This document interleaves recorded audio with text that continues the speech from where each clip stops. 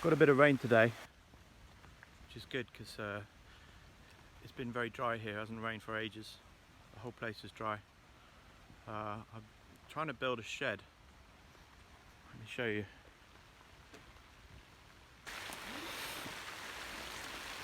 Just putting the foundation down, but it looks like I've been rained off. So what I'll do is go and sit in the woodland and talk from there.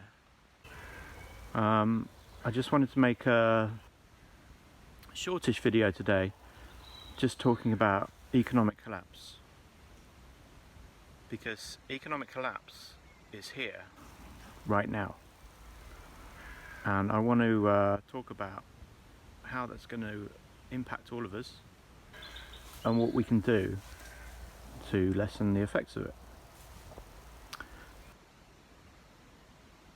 The world economy has been on a kind of a life support for the past 12 years.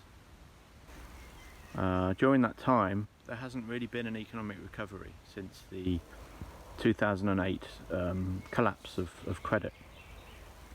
All we've seen in the meantime has been a big expansion of debt. And that debt has been issued by central banks around the world. We're talking about the Federal Reserve, the European Central Bank, Bank of England and others. And there hasn't really been any recovery as such for the average person. So we had a situation where the world economy was very, very fragile, and all it was going to take was something to push it over the edge. And now what we've seen is with this COVID-19 pandemic, that has been the thing that pushed it over the edge.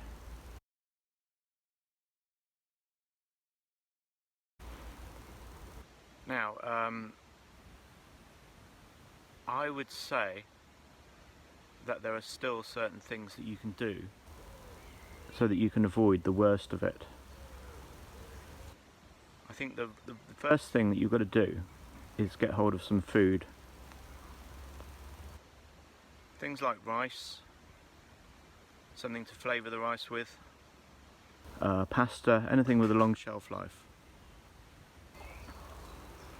Because I think what's going to happen in a month or two, maybe 3, when people start to realise that their jobs have gone and they're not coming back again, then we're going to see a lot of headlines saying that we're in a full-on economic collapse.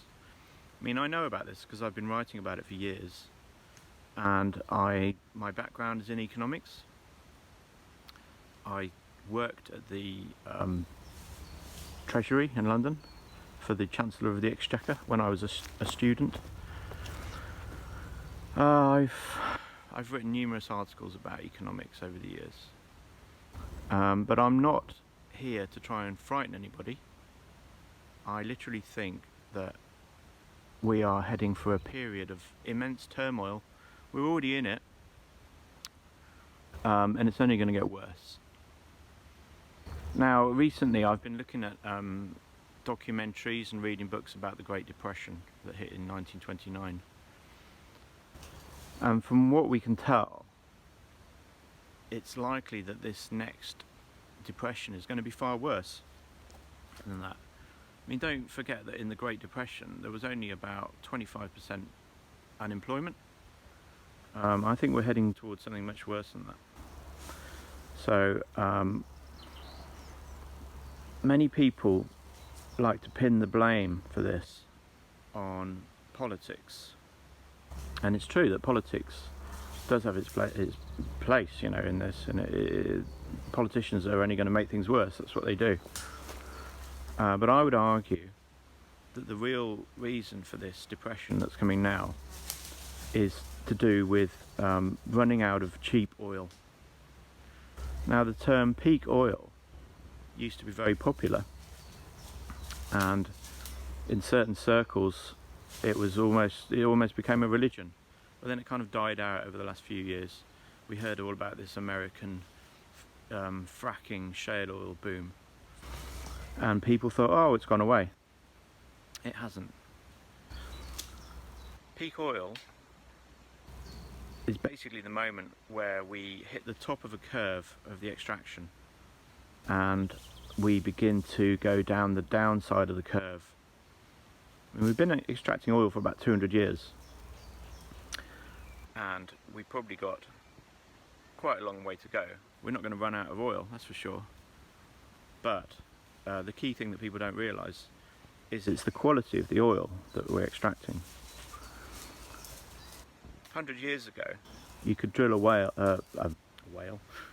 you could drill a hole in the ground in Texas and you would get a gusher. Oil would come squirting out.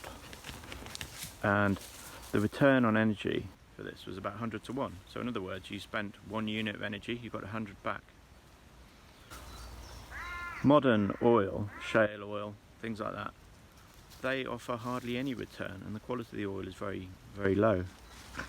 There are only a few big fields left and they're all depleting, most of them in the Middle East.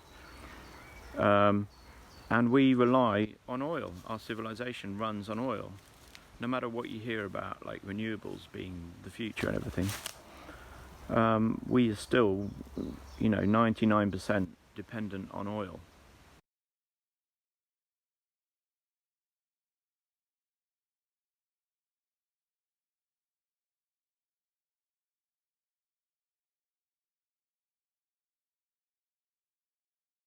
So what we're seeing now is that peak oil actually happened in about 2005, and that's not a conspiracy theory. You just need to look at company documentation from companies like Shell and listen to proper petroleum geologists, especially the ones who've retired, who've got nothing to gain by this, and they point out that the oil really began to run out in the 1970s.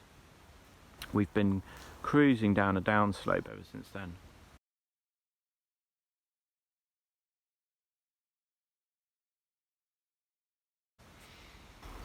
Now the media would like us all to believe that peak oil isn't a thing. They actually renamed it peak oil demand. And what they say peak oil demand is that we're just going to give up oil. We don't like it anymore. We want solar panels, windmills, that sort of thing. And although these forms of alternative ways of collecting energy are possible, they all actually rely on a resource base of cheap oil. We're running out of cheap oil. So, for example, solar panels, wind turbines, all that sort of thing, they can't be built, maintained and replaced with the kind of oil that we're getting now. And of course, this has been known for a while. I used to have a job as a copywriter, and I would get briefs from companies asking me to promote alternative energy. And don't get me wrong, I'm a great fan of alternative energy. I just know that it can't power things in the way that we've been used to. So what we're going to have to get used to is a society that runs on a hell of a lot less energy. And one way that manifests is in, unfortunately, economic collapse. And that's what we're seeing now. We're seeing a huge reduction in demand due to this COVID panic, supposedly. And we've been kind of on life support for the last few years with the fracking industry in America, providing oil which was uneconomic. And the reason they were able to get away with it was due to cheap interest rates. The companies doing the drilling and the extraction, they were able to borrow huge amounts of money to finance their operations, knowing that they wouldn't really have to pay it back any day. So a few people got rich, a lot of places got very polluted, and we got a lot of sort of crappy oil. And now with this economic situation that we find ourselves in, many of those companies are going bust.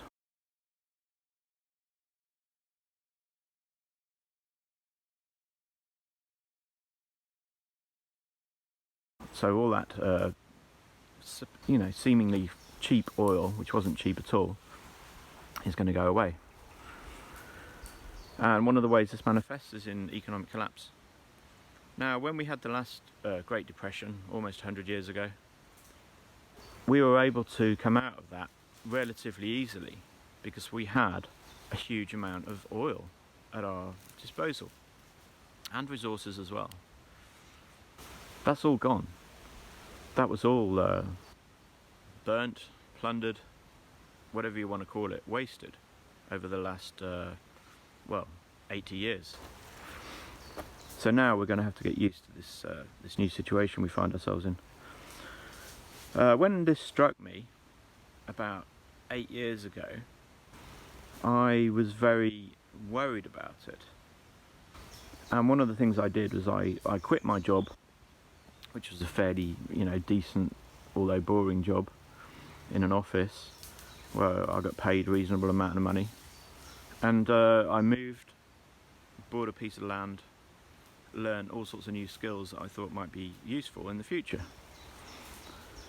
Now, all that time has passed, and we find ourselves in a situation where the economic collapse is speeding up. And now I want to say for the majority of people, they don't really want to hear this message at all. They would much rather think that there'll be some sort of political solution. I don't think there is a political solution to this. I think we're going to have to kind of individually and in small groups and communities try and make do with what we've got. I mean, we'll get through it. We'll learn a lot during the process, and a lot of the things that we take for granted now won't be there anymore. But the main thing, the most important thing is to make sure you've got the basics at hand. And I still think that we've probably got another 2 or 3 months before we start seeing very serious shortages in the shops. And I would urge people to, at the very least, build up a pantry filled with foodstuffs that you can survive on. They might not be very tasty, but you'll be one of the few people that won't have to worry about being hungry every day. I mean, a bag of rice, you can get a 10-kilo bag of rice for, I don't know, £5 or something. Buy it now, store it away. It lasts forever. Buy other things as well. Buy anything you think you might need if you can afford it. Because don't forget, everybody's going to be in the same situation. And when these shortages hit, and we're already seeing shortages. For example, I haven't been able to get hold of any organic flour for the last 3 months. Every time I go in the shop, there's nothing there. No matter what shop I go in, I go online, there is none. I make bread out of organic flour because I've got an allergy to glyphosate, which they put in regular flour. So if I eat regular flour or bread, then I get instant problems. So that's just one thing. I mean, there's other things that have disappeared from the shops as well. And I think that's what we're going to see soon. We're going to start seeing things not being available and not coming back again. So, what can we do? The trick is to do one thing a day. It could be something big or it could be something small, but just do one thing every day that will make you more resilient. Buying things is an easy thing to do. Go out and buy some food, some long shelf life food. Teach yourself something. Buy something that's useful. It could be anything. Things like gaffer tape or lighters or paper clips. Dog's going a bit crazy here. Just do something every day, no matter how small. You won't regret it. In fact, one day you'll thank yourself for it.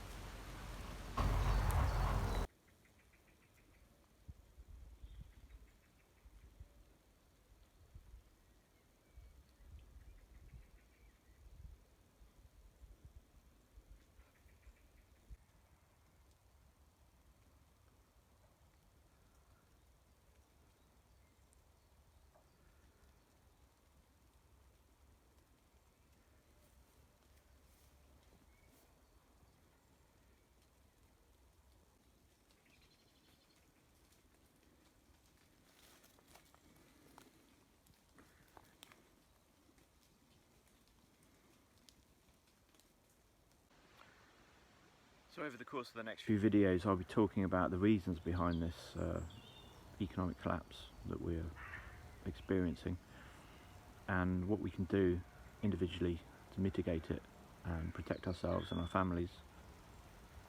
So I hope you'll join me. Hit the subscribe button, like it, share it, and I'll be back soon.